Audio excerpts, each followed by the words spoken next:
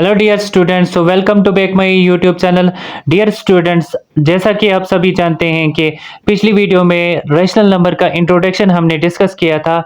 तो आज हम क्लास 8 का जो है रेशनल नंबर हम पढ़ने जा रहे हैं, जिसकी एक्सरसाइज नंबर 1.1 जो है हम डिस्कस करेंगे।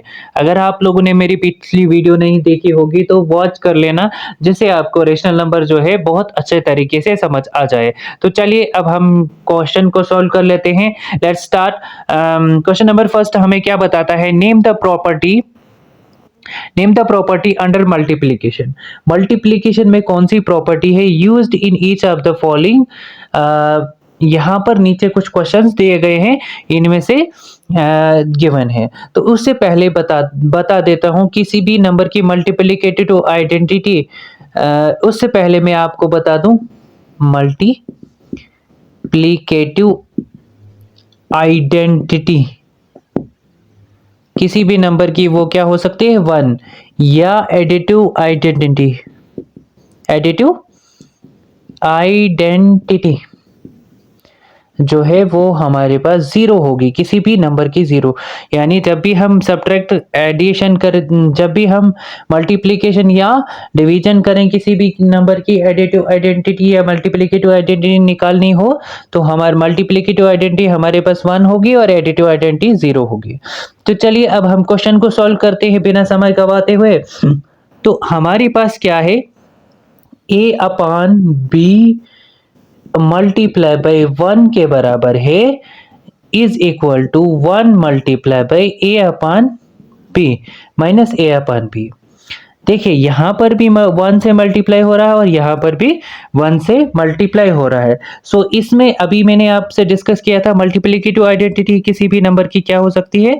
वो होती है 1।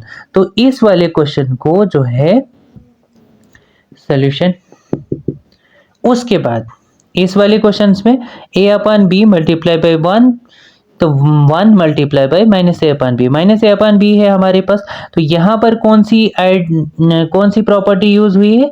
Multiplicative identity. ठीक है डियर स्टूडेंट्स, अब हम डिस्कस करेंगे नेक्स्ट पार्ट। इसका नेक्स्ट पार्ट हमारे पास क्या है? -13/7।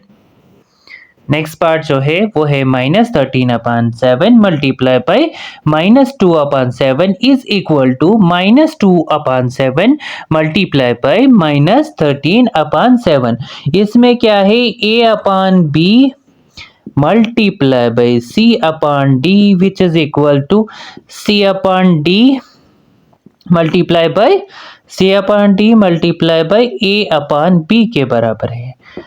तो अब यहाँ पर देख लीजिएगा, अगर आपने यहाँ पर देख लीजिएगा, यहाँ पर कौन सी प्रॉपर्टी यूज हुई है? a/b और c/d।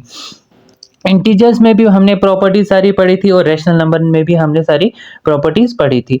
तो इस प्रॉपर्टी का जो नाम है वो है, इस प्रॉपर्टी का नाम वो है कम्यूटेटिव प्रॉपर्टी। कम्यूटेटिव प्रॉपर्टी है।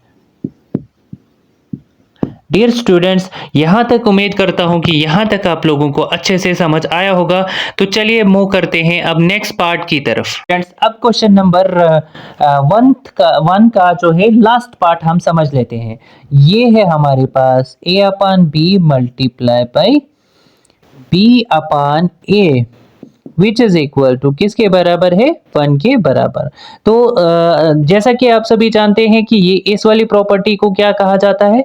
ये है हमारे पास मल्टीप्लिकेटिव इनवर्स। मल्टीप्लिकेटिव इनवर्स देखिए हम समझते हैं। तो मल्टीप्लिकेटिव इनवर्स में क्या होता था? 29 और 29 जो है ये यहाँ पे अपोजिट साइड वाले हमेशा रिड्यूस होते हैं। ये 19 इसके साथ कैंसिल हो जाएगा, आपके पास 1 और 1 आ जाएगा। अब अगर इसका रेसिप्रोकल निकालना, आंसर जो है वो हमारे पास सारों का जो है 1 आ गया। तो यहाँ पर कौन सी प्रॉपर्टी यूज हुई है? मल्टीप्लिकेटिव इनवर्स हुआ है यूज। उम्मीद करता हूँ कि क्वेश्चन नंबर फर्स्ट आपको अच्छे से समझ आया होगा। तो चलिए मूव करते हैं क्वेश्चन नंबर 2 की तरफ। स्टूडेंट्स, अब हम सॉल्व करेंगे क्वेश्चन नंबर 2। क्वेश्चन नंबर 2 हमें क्या बताता है? टेल व्हाट प्रॉपर्टी, इसमें भी हमें प्रॉपर्टी बतानी है। यू अलाउ टू कंप्यूट, आप इसमें कौन सी कंप्यूट प्रॉपर्टी कर रहे हो। क्या है हमारे पास 1/3 multiply by 6 multiply by 4/3 is 1/3 multiply by 6 multiply by 4/3।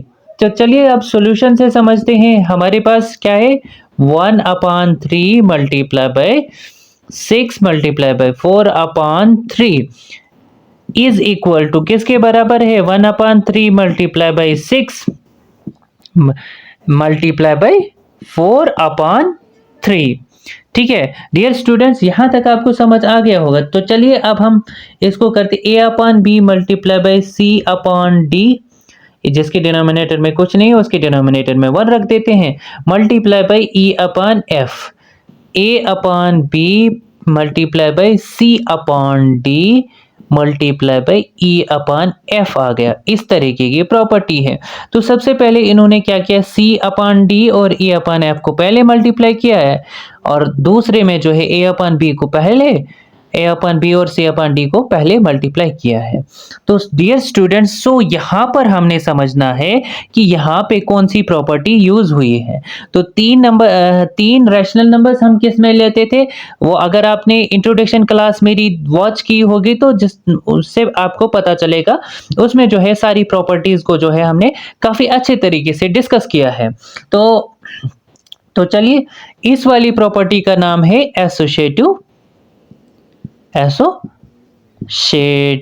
Property, नाम है इसका एसोसिएटिव प्रॉपर्टी। डियर स्टूडेंट्स, अब मूव करते हैं next and last question of this chapter and इस एक्सरसाइज का जो है last question, the product of two rational numbers. अगर मान के चलो दो रेशनल नंबर का हम प्रोडक्ट निकालते हैं, इज ऑलवेज, वो हमेशा जो है वो क्या होगा, मान के चलो। तो चलिए अब हम देख भी लेते हैं, 4/2 मल्टीप्लाई बाई 6/2। तो चलिए अब हम देख लेते हैं, 4 6 जार कितना होता है, 4 6 जार होता है 24 एंड 2 2 जार होता है 4। अगेन ये फर्दर रिड्यूस हो सकता है। क्या 24/4 क्या है हमारे पास, रैशनल नंबर है। क्या है, रैशनल नंबर। और दो product of 2 rational numbers, 3 rational numbers, 4 rational numbers, वो हमेशा आपके पास क्या आ जाएगा, रैशनल नंबर। क्या आएगा, एक मिनट मैं इसको थोड़ा सा, रैशनल नंबर्स। डियर स्टूडेंट्स, उम्मीद करता हूं कि यहां तक आप लोगों को अच्छे से समझ आ गया होगा। अब इसका स्क्रीनशॉट ले लीजिएगा तो ताकि जो है आपको हेल्पफुल लगे। उम्मीद करता हूं अगर मेरी वीडियो जो है आप लोगों को अच्छी लगती है तो मेरे वीडियोस को लाइक शेयर सब्सक्राइब करना ना भूलें। साथ में कमेंट्स में बताइए कि अगला जो है अगली क्लास में जो है कौन से स्टार्ट, क्या ही मैं एट्थ का ही आगे कंटिन्यू करूं या नेक्स्ट 6th या 7th का या 6th 7th 8th या 9th का या 10th का जो है मैं स्टार्ट करूं। ठीक है, बाकी अल्लाह हाफिज, आपका दिन शुभ हो।